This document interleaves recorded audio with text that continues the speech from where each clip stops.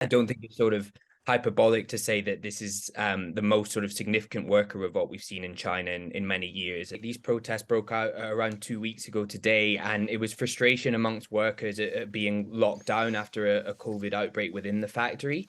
And workers were then protesting about their conditions. They were confined to dormitories with COVID positive patients. And they weren't being sort of paid on time or compensated. So this happened about 2 weeks ago. Foxconn, which, as you said, is sort of the main iPhone manufacturer, then employed 100,000 extra workers, and they're sort of going through this problem again. And it's truly remarkable what we're seeing, actually. I Yeah. don't think it's sort of hyperbolic to say that this is the most sort of significant worker revolt we've seen in China in many years. And for anyone who hadn't seen the footage, I'd recommend getting onto social media to sort of look at this footage of workers clashing with men in Yeah, hazmat.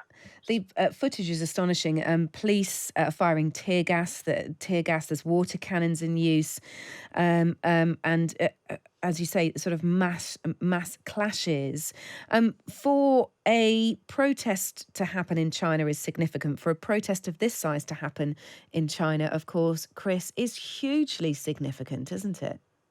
It is really big, and as I sort of said, that the footage looks like a Black Mirror finale almost. It is really quite remarkable. I would just sort of urge on the side of caution in drawing grand conclusions, and the videos from the Foxconn factory are sort of unverified at the moment, Mm. and they're immediately being censored on Chinese social media. So we don't really know sort of who is actually able to access them in mainland China.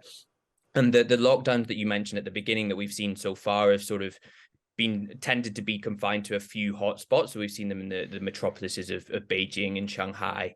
But for many Chinese, zero COVID hasn't actually sort of impacted their lives. But I think we are seeing this sort of widespread sort of growing dissatisfaction with the sort of long-term feasibility of the policy. Yeah, I mean, nearly 3 years on, really, from the beginning of COVID.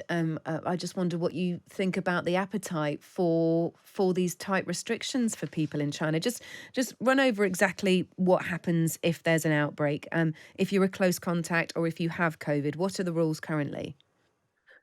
So if you're a close contact, you're likely to get this sort of notification on your phone that you need to go home and lock down it immediately. And the way that China's sort of housing system is set up, everyone lives in these high rises within local communities that are sort of run by Communist Party officials, and people will then be locked down for an extended period of sort of 2 weeks if there's a close contact. And actually 2 weeks ago, the sort of equivalent of China's cabinet, I guess, it introduced this policy shift towards learning to live with the virus. And people were sort of hopeful that this would start this sort of new era, right, of coexisting with COVID as we have in the sort of rest of the world. But we're now looking at 30,000 new cases a day, which is huge for China.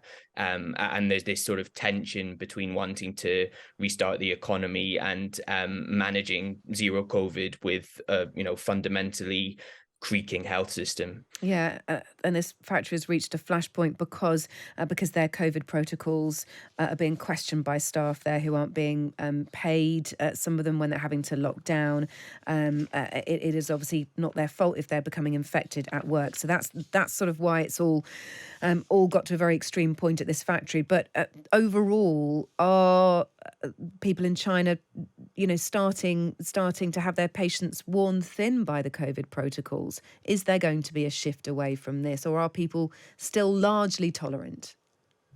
It's very difficult to say. I mean, as I sort of mentioned, in these larger metropolises where there's probably, younger people, access to outside information, people do seem to be growing with frustration, and those who can afford to are looking for ways out, whether that's going to a sort of second home abroad or going to study abroad. But as I say, for a sort of agricultural worker in rural China, the COVID policy is unlikely to have affected their day-to-day lives at all. But I think in general, the sort of uncertainty of going in and out of lockdowns, traveling from province to province, and not knowing whether you could get caught at any time is really sort of grinding people down at the moment, and it brings everything in terms of sort of wider society to a halt. And it is really unclear how Mm. sort of sustainable this is now.